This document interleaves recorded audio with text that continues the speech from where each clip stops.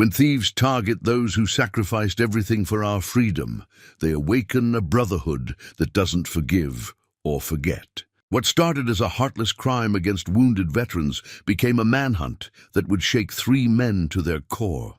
What unfolded that day wasn't just about stolen money.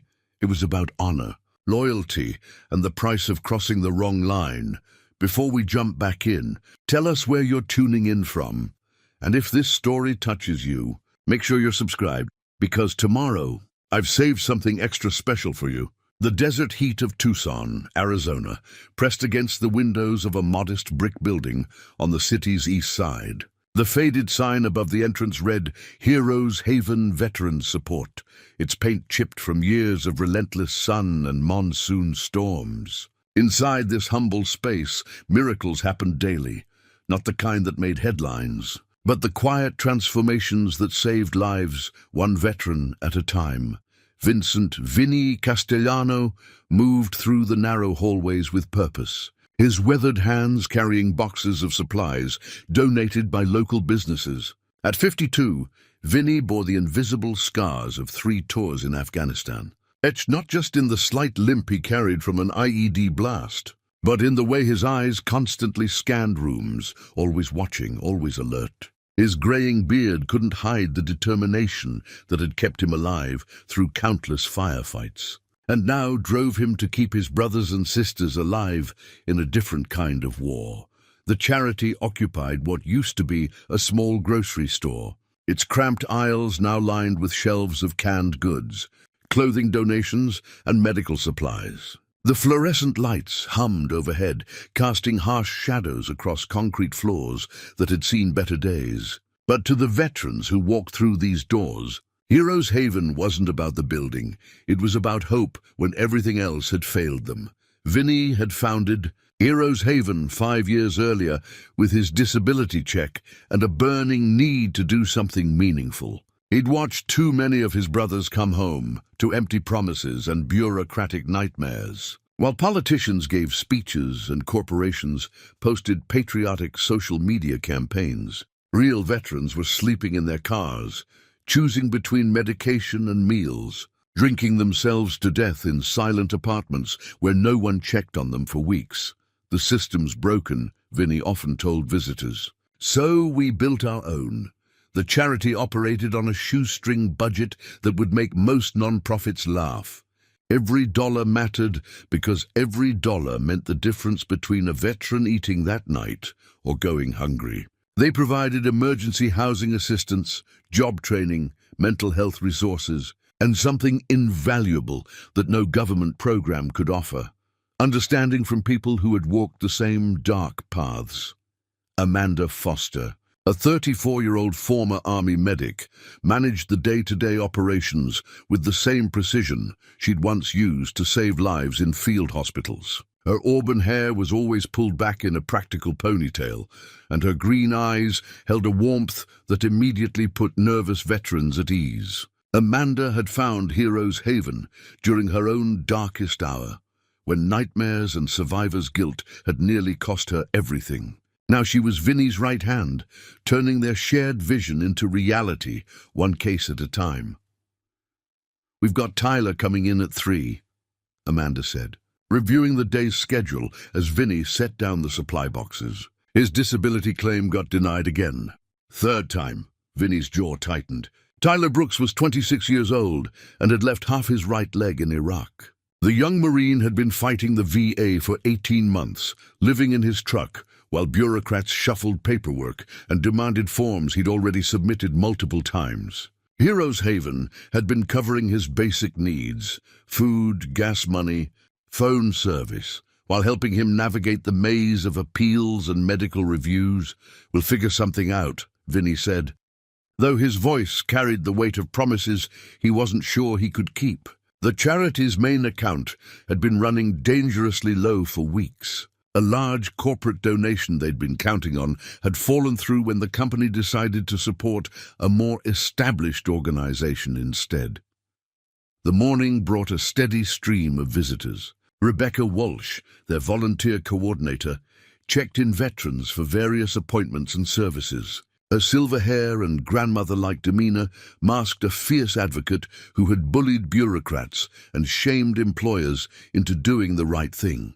She'd lost her own son in Afghanistan and channeled her grief into protecting other people's children who'd made it home. Around the small reception area, faded photographs told the story of Heroes Haven's impact.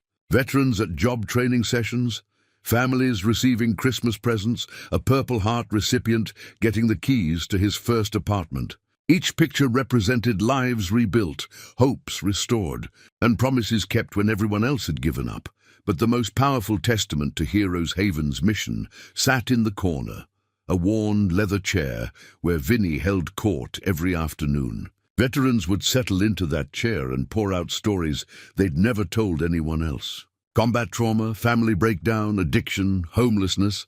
Vinny had heard it all because he'd lived most of it himself. His presence alone said what words couldn't. You're not broken. You're not alone. We've got your back. The charity's reputation had spread through the tight-knit veteran community across Arizona. Word of mouth brought in those who'd exhausted other options, who'd been failed by systems designed to help them. Heroes Haven didn't ask for proof of service or documentation of need. If you'd served and you were hurting, they found a way to help. Local businesses had begun to take notice. Martinez Auto Shop donated mechanic training and job placement. Rosa's restaurant provided meals for emergency cases. Even some of the biker clubs around Tucson had started dropping off supplies and small donations. The veteran and motorcycle communities had always shared an unspoken bond. Both understood brotherhood, sacrifice, and taking care of their own. As the morning wore on, Vinny couldn't shake a growing uneasiness. He'd survived 3 combat deployments by trusting his instincts, and something felt off. Maybe it was the financial pressure weighing on his mind, or the increasing number of veterans seeking help while resources remained scarce. Or maybe it was something else entirely, a shadow crossing his peripheral vision, the feeling of being watched. Footsteps that seemed to echo their movements just a bit too closely. Amanda noticed his distraction. "You okay, Vinny? You seem on edge today." He paused, considering whether to voice his concerns. In the military, you learned to listen to gut feelings that kept you alive. But this was supposed to be safe ground, their sanctuary, their home base where healing happened. Still, the feeling persisted, a nagging sense that storm clouds were gathering just beyond the horizon. "Just thinking about Tyler," he lied, not wanting to worry her without reason. "Kid deserves better than what he's getting." The truth was, all of them deserved better. Every veteran who walked through Heroes Haven's doors had signed a blank check payable to the United States of America for an amount up to and including their life. They'd honored that commitment in deserts and mountains, thousands of miles from home. Now, in their hour of need, a small charity in a converted grocery store was often the only thing standing between them and complete despair.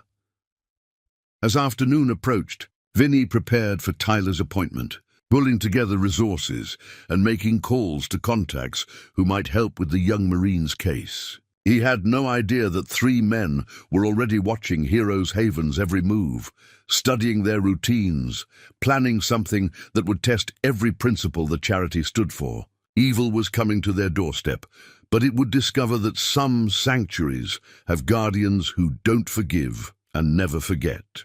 Derek Manning crushed his cigarette under his boot and adjusted his baseball cap lower over his eyes. From his position across the street in the parking lot of a defunct gas station, he had a perfect view of Heroes Haven's front entrance. For 3 days, he'd watched the patterns, when people came and went, where they parked, how long they stayed inside. The routine was predictable, almost pathetic in its simplicity. "Place is a joke," Derek muttered into his phone, speaking to his partners Caleb Stone and Ryan Peters, who were positioned at different vantage points around the building.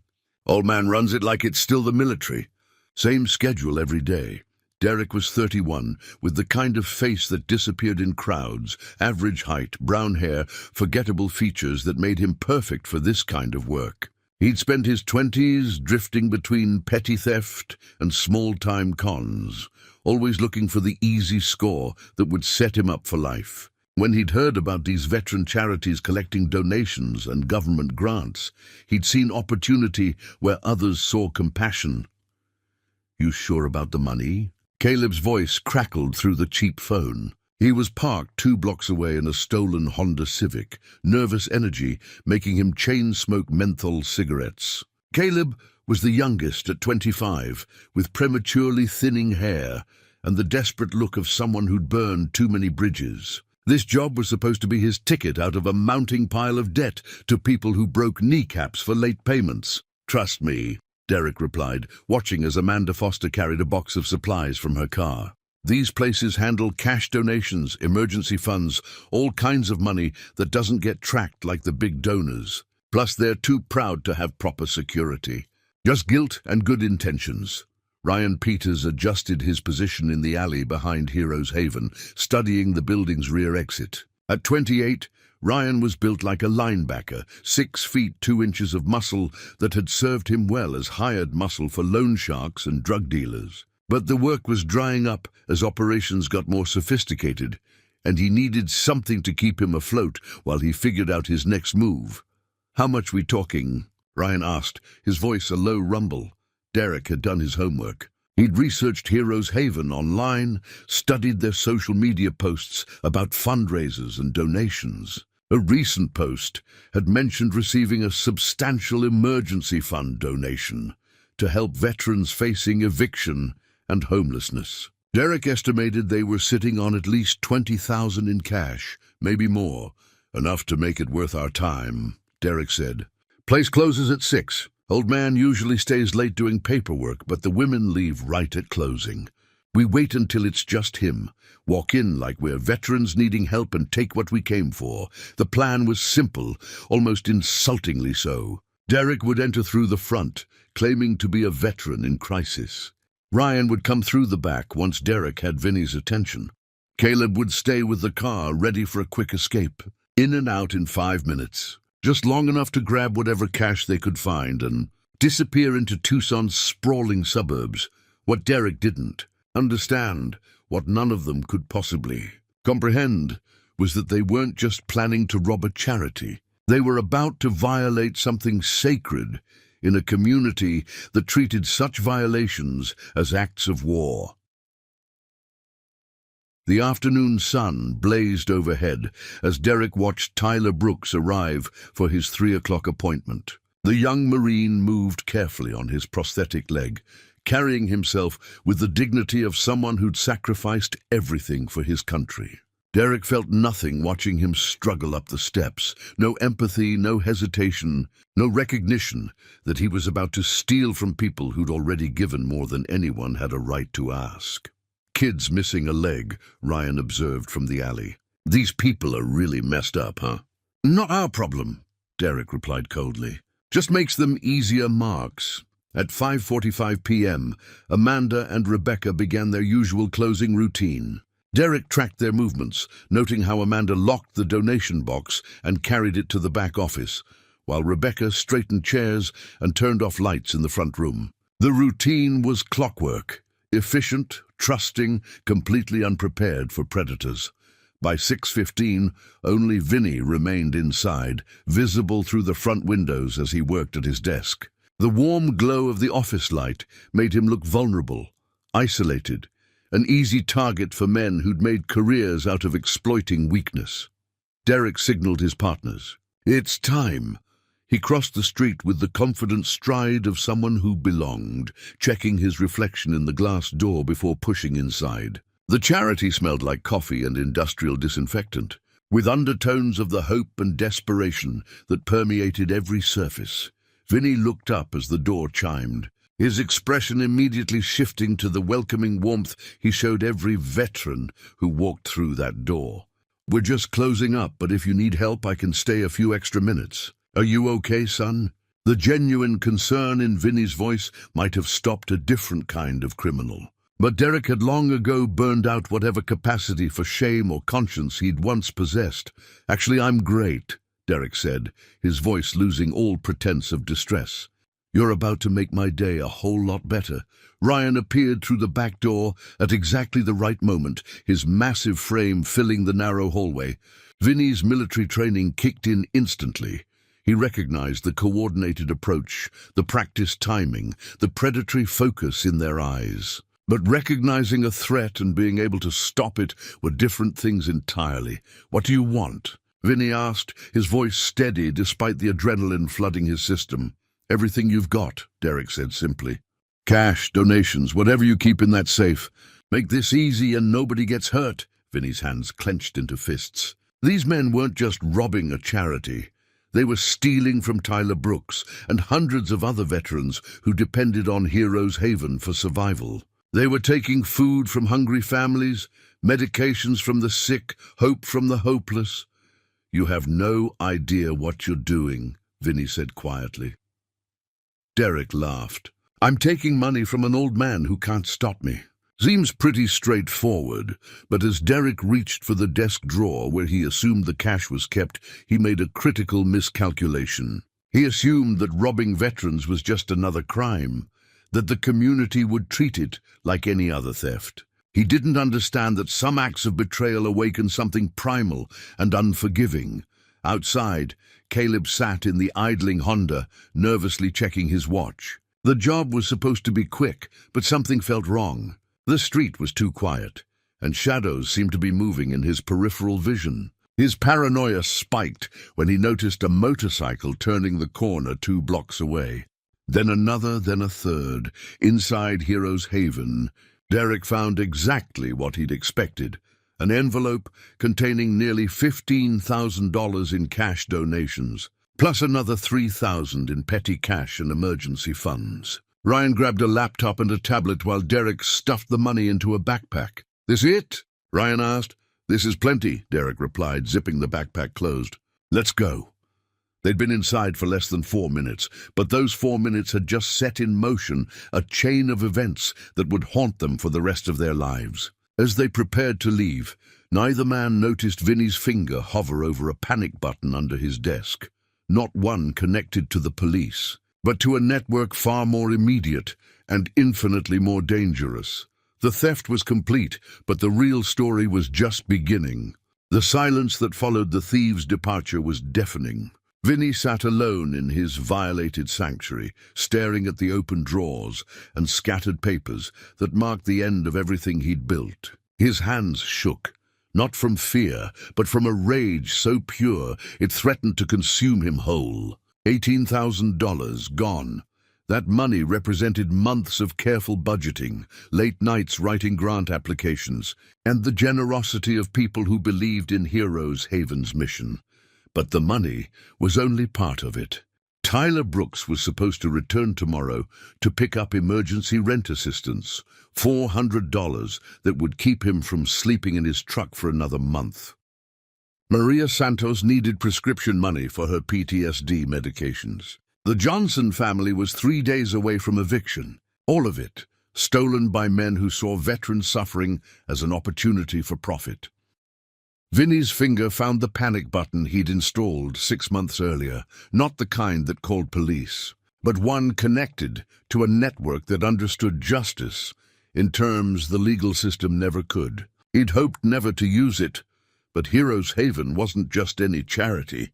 It was a sanctuary built by warriors for warriors, and some sanctuaries had guardians who rode Harleys instead of wearing badges. The call went out at 6:47 p.m. to Big Jim Kowalski, president of the Desert Thunder Motorcycle Club, the local chapter of a brotherhood that stretched across the American Southwest. Jim was 55 years old, built like a mountain, with arms covered in tattoos that told the story of 3 decades riding with the Angels. His phone buzzed during dinner, but when he saw Vinny's emergency code, everything else stopped. What happened? Jim's voice was granite and thunder. "They hit the charity," Vinny said, his voice barely controlled. 3 of them. Took everything. The line went quiet for a long moment. Jim Kowalski had served 2 tours in Vietnam before finding his true family among the Angels. He understood the bond between veterans, the sacred trust that Heroes Haven represented. In his world, some lines you simply didn't cross, and stealing from wounded veterans was painted in blood. How much time they got on us? Jim asked. Maybe 20 minutes. They left in a silver Honda heading west on Speedway. Copy that. Don't call the cops yet. Give us an hour. The phone tree activated with military precision. Within minutes, patches were being called across Tucson, Phoenix, and every chapter within a 100-mile radius. The message was simple and devastating. Veterans Charity Hit. All hands. Now! At Rosie's Cafe on the south side, Bruno Tank McCarthy was nursing his third cup of coffee when his phone exploded with calls. Tank was Jim's lieutenant, a former Marine Corps drill instructor who'd found purpose in the Brotherhood after civilian life nearly broke him. His scarred knuckles, souvenirs from a decade of bar fights and parking lot justice, tightened around his phone as he absorbed the details. "Son of a bitch," Tank growled, loud enough to make other diners turn. He dropped a 20 on the counter and headed for his bike, already calculating routes and response times. The Desert Thunder Clubhouse was about to become a war room. Meanwhile, Derek, Caleb, and Ryan celebrated their easy score at a dingy motel on the outskirts of town. Derek counted and recounted the cash, while his partners divided their attention between a muted television and plans for spending their share. The Honda sat in the parking lot, still warm from their escape, license plates already switched with one stolen from a junkyard. "Told you it would be easy," Derek said, holding up a stack of hundreds. "These military types are all honor and trust. Makes them perfect victims." Caleb laughed nervously, cutting lines of cocaine on a cracked mirror. "Maybe we should hit another one. There's got to be more places like that around town." Ryan cracked open a beer, his massive frame sprawled across a stained motel chair. "Yeah, could make this a regular thing. These charity people never fight back. None of them understood that their celebration was being monitored by forces they couldn't imagine." Within 30 minutes of the robbery, Big Jim's network had identified the silver Honda from traffic cameras, traced its movements through 3 different intersections, and narrowed their location to a 6-block radius. The Desert Thunder Motorcycle Club didn't just have members. It had contacts in shipping companies, auto shops, security firms, and a dozen other businesses that formed the infrastructure of their investigations. Back at Heroes Haven, Amanda and Rebecca had returned after Vinny's frantic calls. They stood in the ransacked office, surveying the damage with the grim efficiency of soldiers assessing a battlefield.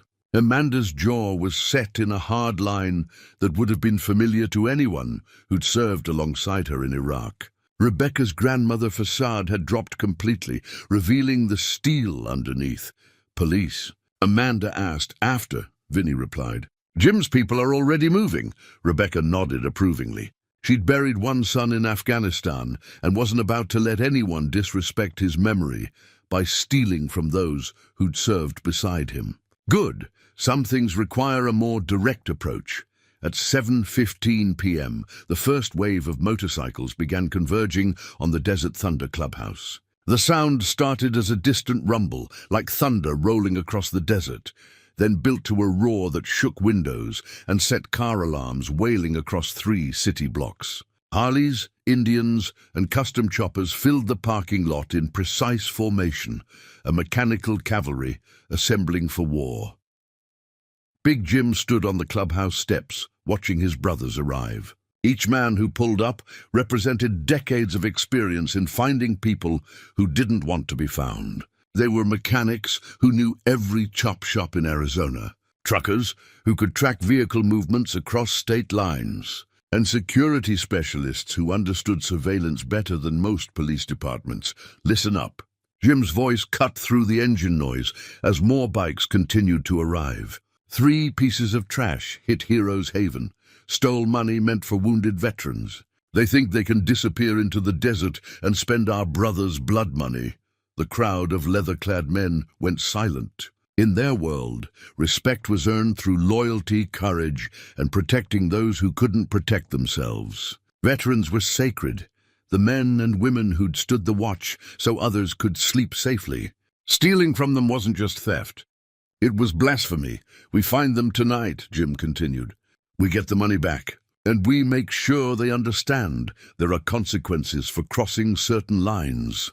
Tank stepped forward, pulling out a tablet connected to the club's network. Silver Honda Civic, license plate Charlie Delta 7986. Last seen heading west on Speedway at 6:52 p.m. We've got eyes on 3 motels, 2 truck stops, and a dozen bars where rats like this usually hole up.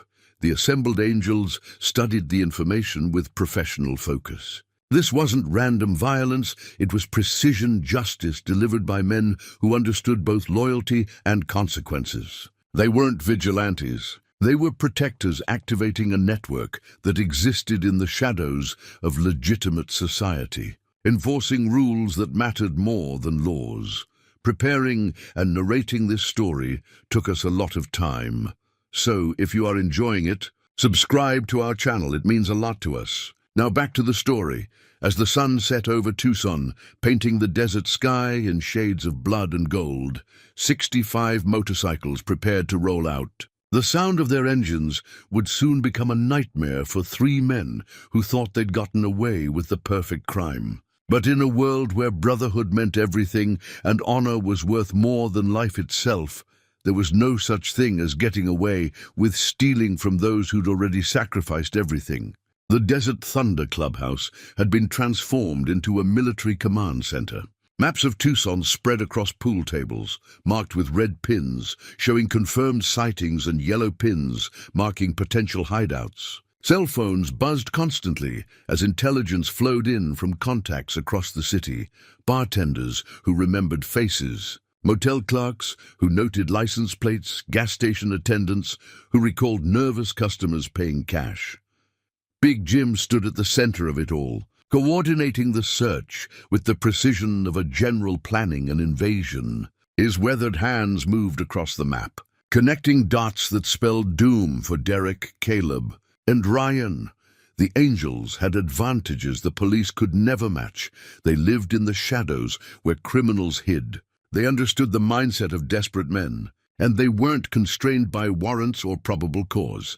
Tank, what do we have on the Honda? Jim asked. Tank McCarthy consulted his tablet, scrolling through reports from their network. Stolen 3 days ago from a parking garage downtown. Plates were swapped at Mickey's junkyard around noon today. Mickey's cousin Ricky works there. Says he remembers 3 white guys acting nervous. Paid cash for the plates. A murmur of approval rippled through the assembled angels. The thieves had been careful, but not careful enough. Every precaution they'd taken left breadcrumbs for men who'd spent decades tracking people who didn't want to be found. Where's Mickey now? Jim asked. At the Broken Wheel Saloon. Says he can identify all 3 if we need him to. Jim nodded. The net was tightening, but they needed more than just identification. They needed location. What about the motels? Another angel, a grizzled veteran named Diesel who ran a towing company, stepped forward. We've got eyes on 12 locations.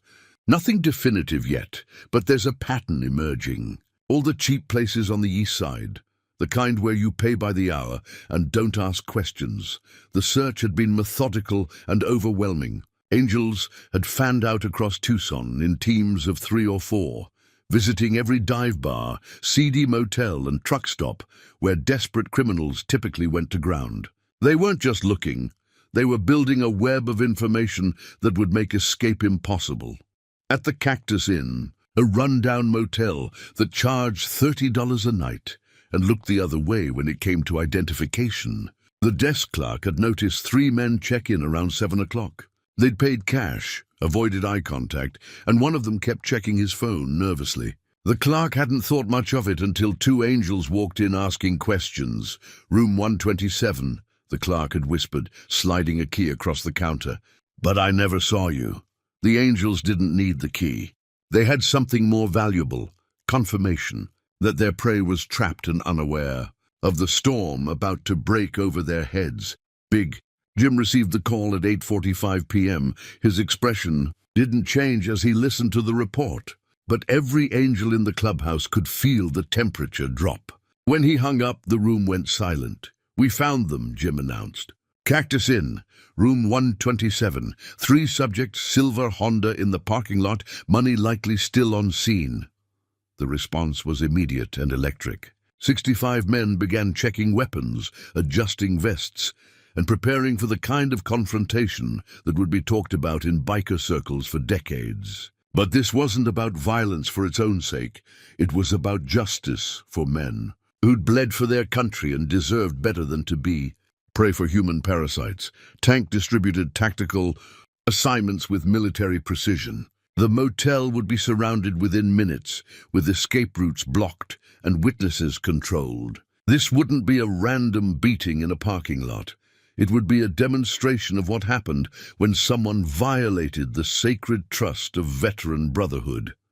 Remember, Jim addressed his assembled brothers. We get the money back first. Then we deliver the lesson. These pieces of trash need to understand that some communities protect their own. The sound of 65 Harleys starting simultaneously was like thunder trapped in an echo chamber. The clubhouse shook, windows rattled, and every person within half a mile knew something significant was happening. This wasn't just a motorcycle ride. It was a migration of justice, rolling through the desert night toward 3 men who had no idea their world was about to end. At the Cactus Inn, Derek was counting money for the 4th time when the first engine sound reached his ears. He paused, listening, trying to place the distant rumble that seemed to be growing louder. "You hear that?" he asked his partners. Caleb looked up from his cocaine-dusted mirror, pupils dilated and paranoia spiking. "Hear what?" "Sounds like motorcycles. A lot of them." Ryan moved to the window, peering through the stained curtains at the motel parking lot. The Honda sat where they'd left it, but something felt different. The usual collection of broken-down cars and long-term residents seemed smaller somehow, as if the night was pressing in from all sides. "Probably just some weekend riders heading to a rally," Ryan said. But his voice carried uncertainty. Derek's street instincts were screaming warnings his conscious mind couldn't yet interpret. The sound was getting closer, more focused, as if it had a destination in mind. He'd heard plenty of motorcycle groups over the years, but this was different. More organized, more purposeful. "Maybe we should move," Derek said, surprising himself with the suggestion. "Move where?" Caleb laughed. "We're golden, man. Nobody even knows we were there." But Derek's paranoia was justified. Outside, the first scouts were already in position, invisible in the shadows cast by the motel's flickering neon sign. They reported back through encrypted radios, confirming the Honda's location and noting the layout of the building. Room 127 was a corner unit with one window facing the parking lot and another overlooking an empty field, perfect for containment. With no civilians in the immediate vicinity, the main force was still 5 minutes out, but their presence was already being felt. The night air seemed to vibrate with approaching destiny, and every small sound, a car door closing, footsteps on concrete, the distant hum of traffic took on ominous significance. Derek's phone buzzed with a text from an unknown number. "Stolen money belongs to wounded veterans. You have 5 minutes to reconsider your life choices." His blood turned to ice. The phone slipped from trembling fingers, clattering to the motel room floor like a death knell. Somehow, impossibly, they'd been found. The hunt was over. The reckoning was about to begin. The sound hit the Cactus Inn like an avalanche of steel and chrome. 65 Harley-Davidson motorcycles rolled into the parking lot in perfect formation, their headlights cutting through the desert darkness like searchlights hunting prey. The rumble of their engines shook the motel's foundation, rattled windows, and sent every living thing within a mile radius scrambling for cover. Derek pressed himself against the wall beside the window, his heart hammering so hard he thought it might burst. Through the gap in the curtains, he could see an ocean of leather and chrome filling the parking lot.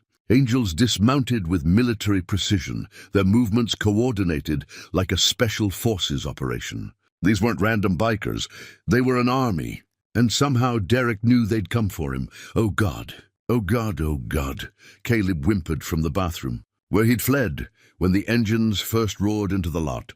The cocaine courage that had sustained him all evening evaporated in an instant, leaving only raw terror and the certain knowledge that his life was about to change forever. Ryan had gone completely silent, his massive frame pressed against the far wall like he was trying to disappear into the cheap wood paneling. For all his size and strength, he understood that muscle meant nothing against the kind of organized force assembling outside there. Lord Big Jim Kowalski stepped off his bike and surveyed the scene with the calm satisfaction of a hunter who'd cornered his prey. The Cactus Inn was surrounded, every exit blocked, every escape route covered. Dank McCarthy coordinated the perimeter teams through hand signals, placing angels at strategic positions around the building. This wasn't chaos or mob violence. It was precision justice executed by men who understood both strategy and consequences. The motel's other guests had vanished like smoke, abandoning their rooms and vehicles to avoid whatever was about to happen.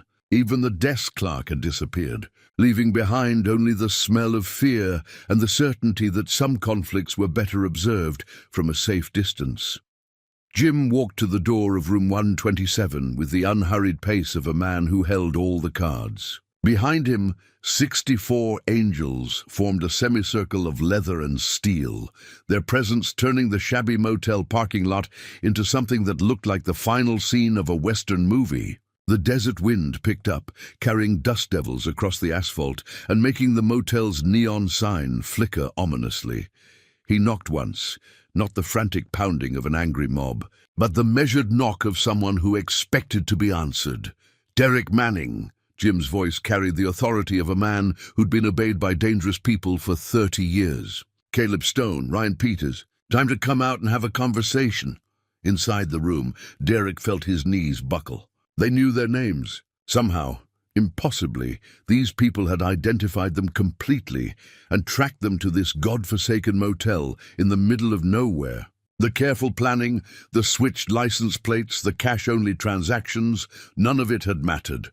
How do they know our names? Caleb's voice was barely a whisper from the bathroom.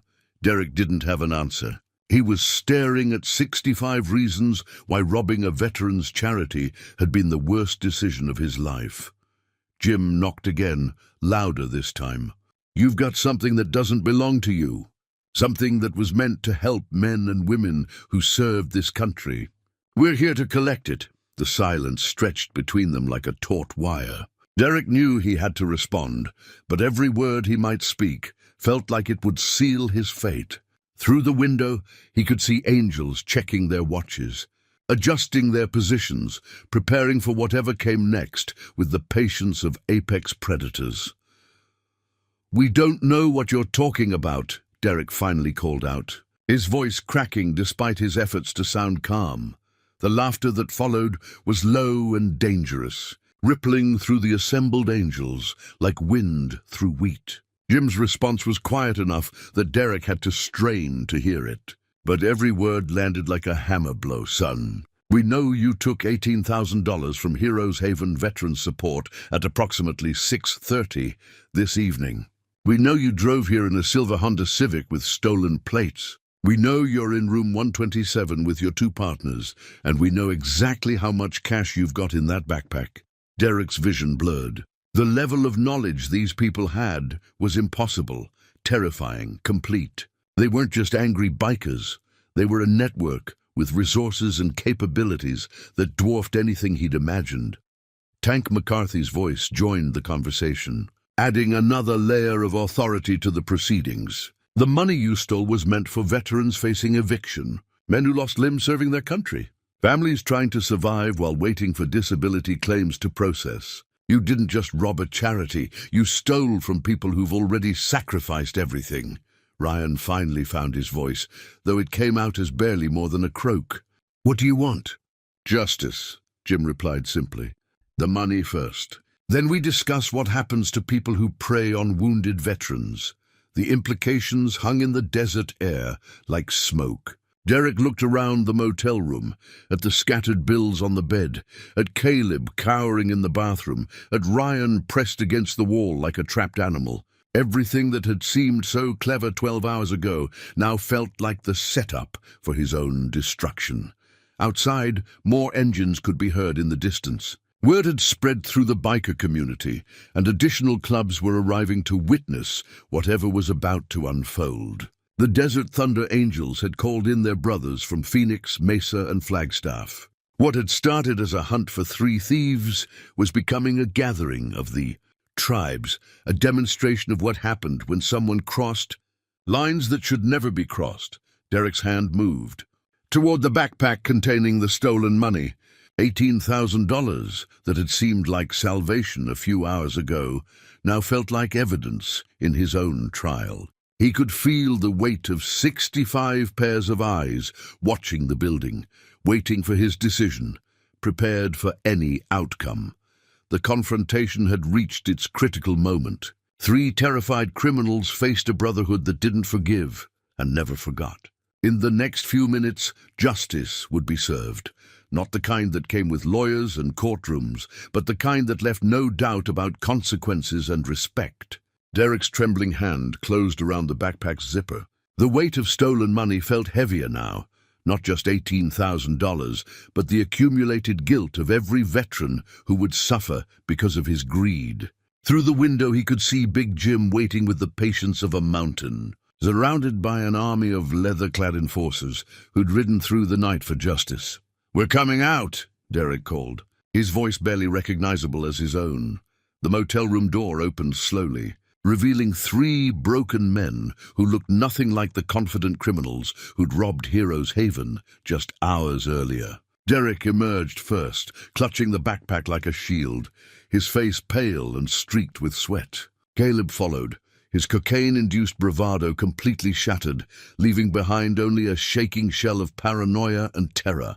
Ryan brought up the rear, his imposing physical presence, diminished by the certain knowledge that all his strength meant nothing against the sea of angels surrounding them.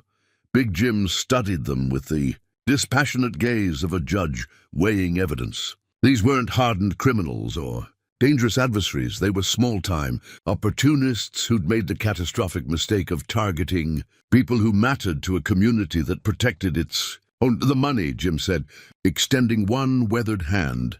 Derek didn't hesitate. The backpack practically flew from his grip, as if he couldn't wait to be rid of its toxic contents. Jim unzipped it carefully, revealing neat stacks of bills alongside Heroes Haven's petty cash and emergency funds. Every dollar meant hope for veterans who'd already lost too much. Tank McCarthy stepped forward, photographing the recovered money with professional precision. $18,347, he announced. "Matches exactly what Vinny reported stolen." A murmur of approval rippled through the assembled angels. The first part of justice had been served. The money was recovered, ready to return to the veterans who desperately needed it. But everyone present understood that recovery was only the beginning of consequences. Now, Jim's voice cut through the desert night like a blade. "We discuss what happens to people who steal from wounded veterans." Derek found himself speaking before his brain could stop him. We didn't think about..." "You didn't think about what?" Tank interrupted, his scarred knuckles clenched. "You didn't think about the Marine who's sleeping in his truck because he can't afford rent. You didn't think about the families choosing between medication and groceries. You didn't think, period." Caleb tried to run. The desperate, cocaine-fueled impulse sent him sprinting toward the motel's rear exit, but he made it exactly 12 feet before 2 angels materialized from the shadows, blocking his path without touching him. He stopped, panting and whimpering, trapped as effectively as if he'd been caged. "Running just makes it worse," one of the angels observed mildly. Ryan, surprisingly, was the first to show genuine remorse. His massive frame shook as he looked around at the sea of leather and chrome, understanding flooding his features. Those people, the veterans, they really needed that money. "More than you'll ever need anything in your worthless life," Tank replied. But Jim held up a hand, studying Ryan's expression. In 30 years of dealing with criminals, he'd learned to recognize the difference between fear and genuine understanding. Ryan wasn't just terrified. He was beginning to comprehend the magnitude of what they'd done. "What's your story, son?" Jim asked. Ryan's voice was barely a whisper. "My brother, he was Army, Iraq. He came back messed up, you know. PTSD, nightmares, couldn't hold a job. I tried to help him, but I didn't know how. He killed himself 2 years ago." The parking lot went silent, except for the wind whistling through the desert and the occasional tick of cooling motorcycle engines. Every angel present had known brothers who'd come home broken, who'd fought invisible wars against trauma and bureaucracy and indifference. Jim's expression didn't soften, but something shifted in his eyes. "And you thought robbing a charity that helps people like your brother was a good idea?" Ryan's face crumpled. "I wasn't thinking. I needed money, and Derek said it was just sitting there. And I didn't. I wasn't thinking about the people it was supposed to help." Derek watched in horror as his carefully planned robbery transformed into something else entirely. These weren't random criminals being taught a lesson. This was about understanding, consequences, and the kind of justice that changed people from the inside out. "Here's what's going to happen," Jim announced, his voice carrying across the parking lot to every assembled angel. "You 3 are going to walk away from here tonight. But you're not walking away unchanged." He pointed at Derek. "You're going to spend the next 6 months volunteering at Heroes Haven, 20 hours a week, no pay, helping the people you tried to rob. You'll see their faces, learn their stories, understand what your greed almost cost them." Derek nodded frantically, relief and terror warring in his expression. Jim turned to Caleb, who was still shaking from his failed escape attempt. "You're going into rehab. There's a program in Phoenix that helps people get clean and find legitimate work. You'll complete the full program, or we'll have another conversation." Caleb could only manage a whispered, "Yes, sir." Finally, Jim faced Ryan. "Your brother served, and part of him is still serving through the example he set. You're going to honor that by working construction for Tank's company. Good pay, honest work, a chance to build something instead of tearing it down." Ryan wiped his eyes with the back of his massive hand. "Yes, sir. Thank you, sir." The assembled angels began mounting their motorcycles, their engines starting with a rumble that seemed to shake the very foundation of the desert. Justice had been served, not through violence, but through understanding, consequences, and the kind of transformation that mattered more than punishment. As the last angel prepared to leave, Big Jim turned back to the 3 thieves. "Remember this night. Remember that some communities protect their own, and that actions have consequences. But also remember that redemption is possible for people willing to earn it." The motorcycles rolled out of the Cactus Inn parking lot like a retreating army, their taillights disappearing into the desert darkness. Behind them, they left 3 changed men and $18,000 in recovered hope, ready to return to the veterans who'd never stopped believing in the possibility of brotherhood. 3 months later, Heroes Haven Veteran Support buzzed with an energy that Vinny Castellano had never experienced in 5 years of operation. The charity had not only recovered from the robbery, it had transformed into something more powerful, more connected, and more effective than anyone had imagined possible. Derek Manning arrived at 7 a.m. sharp, just as he had every weekday since the night at the Cactus Inn. His volunteer uniform, a simple Heroes Haven t-shirt, was clean and pressed, a far cry from the desperate criminal who'd once plotted to rob wounded veterans. He carried himself differently now, with the purposeful stride of someone who understood the weight of redemption. "Morning, Derek," Amanda Foster called from behind the reception desk. The greeting had evolved from suspicious acknowledgement to genuine warmth over the weeks. Derek had proven himself through countless hours of sorting donations, preparing care packages, and listening to veteran stories that broke his heart and rebuilt it stronger. "Tyler's coming in at 9 for his job interview follow-up," Derek said, consulting the appointment book with practiced efficiency. "And Mrs. Rodriguez needs help filling out her disability appeal paperwork." The transformation wasn't just in Derek's demeanor, it was in his understanding. He'd spent 12 weeks looking into the faces of people whose lives had been shattered by service to their country, whose struggles made his former petty concerns seem microscopic. The Marine who'd lost both legs to an IED and still volunteered to mentor troubled youth. The Army nurse who battled PTSD while caring for homeless veterans. The Air Force veteran who used his disability check to buy groceries for families worse off than his own. Each story had chipped away at Derek's selfishness, until something resembling a conscience emerged from the wreckage of his former life across town. Ryan Peters wiped sweat from his forehead as he secured steel beams for the apartment complex Tank McCarthy's construction company was building. The work was honest and hard, paying better than any job he'd ever held, but more importantly, it gave him purpose. Every building they completed provided homes for working families, including several disabled veterans who qualified for the affordable housing program. Looking good. "Peters," Tank called from the ground, his scarred hands shading his eyes against the Arizona sun. "You keep working like this. We'll make you a foreman by Christmas." Ryan had discovered something he'd never known about himself. He was good at building things.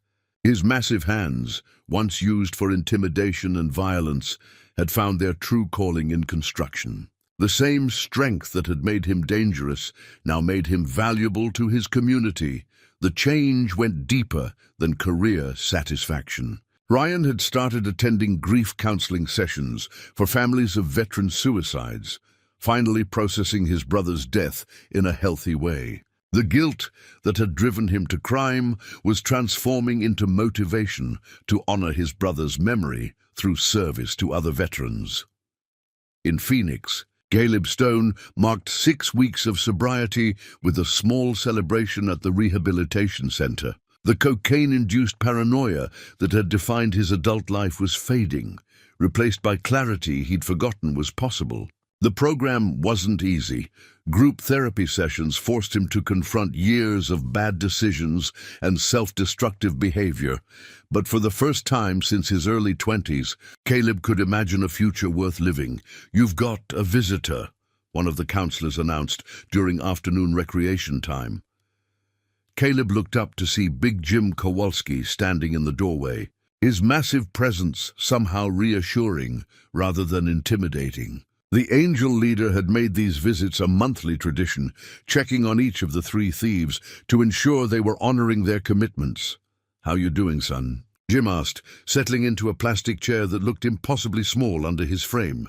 "Better," Caleb replied honestly. "Scared, but better? I never realized how messed up my thinking had become until I got clean," Jim nodded approvingly. "Fear can be healthy when it keeps you pointed in the right direction." "What's your plan when you graduate from here?" Caleb had thought about little else for weeks. "There's a non-profit that helps ex-addicts find work and housing. They've got connections with companies that believe in second chances. I want to counsel people like me, show them it's possible to change." The conversation continued for an hour, covering everything from job prospects to relationship rebuilding to the daily challenges of staying sober. Jim's presence carried no judgment, only the steady authority of someone who'd seen men transform themselves through commitment and community support. Back at Heroes Haven, the evening brought a scene that had become routine but never lost its power. Veterans gathered in the main room for dinner and fellowship, their conversations mixing war stories with hope for the future. The stolen money had been returned within hours of its recovery. But the Angel's intervention had created something more valuable, a network of protection and support that extended far beyond any single charity. Vinny stood in the doorway, watching Derek help an elderly Vietnam veteran navigate his benefits paperwork. The same hands that had once stolen from wounded warriors now worked tirelessly to serve them. It was a transformation that reminded everyone present that redemption was possible for anyone willing to earn it. Amanda joined him, following his gaze. "Hard to believe he's the same person who robbed us." "Maybe he never was that person," Vinny replied thoughtfully. "Maybe he was just lost until he found something worth finding himself for." The partnership with the Desert Thunder Angels had evolved into something unprecedented. Monthly fundraising rides brought in thousands of dollars and dozens of new volunteers. The Angels Network provided job opportunities, housing assistance, and a level of community protection that made Heroes Haven a true sanctuary for struggling veterans. Word of the transformation had spread throughout Arizona's veteran community. Other charities reached out for advice on building similar support networks. Military families drove hundreds of miles to access services they couldn't find anywhere else. The robbery that was supposed to destroy Heroes Haven had instead catalyzed it into something more powerful than anyone had imagined. As the evening wound down and veterans headed home to families and futures that looked brighter than they had in years, Vinny reflected on the journey from victim to catalyst. The thieves who'd tried to steal their hope had accidentally given them something more valuable, proof that communities could protect their own, that justice could transform rather than simply punish, and that brotherhood extended far beyond shared patches or common service. Derek finished helping the last veteran and approached Vinny with his timesheet. 6 months of mandatory service had become a commitment that would last years. He'd found his calling in the faces of people who'd sacrificed everything and deserved so much more in return. "Same time tomorrow?" Derek asked, though he knew the answer. "Wouldn't have it any other way," Vinny replied. Outside, the sound of motorcycles announced the arrival of Big Jim and several angels for their weekly check-in. The rumble that had once meant vengeance now meant protection, community, and the kind of brotherhood that transcended patches and passwords. Heroes Haven had survived its darkest hour and emerged stronger. The veterans it served had their guardian angels, literally and figuratively, and 3 men who'd tried to prey on wounded warriors had discovered that some communities don't just talk about supporting their own, they ride through the desert night to prove it. In a world where the vulnerable are often forgotten, Heroes Haven stood as proof that some sanctuaries have protectors who never sleep and never forgive those who would harm the defenseless. The theft had lasted minutes, but the transformation it triggered would last lifetimes. Up next, you've got 2 more standout stories right on your screen. If this one hit the mark, you won't want to pass these up. Just click and check them out. And don't forget to subscribe and turn on the notification bell so you don't miss any upload from us.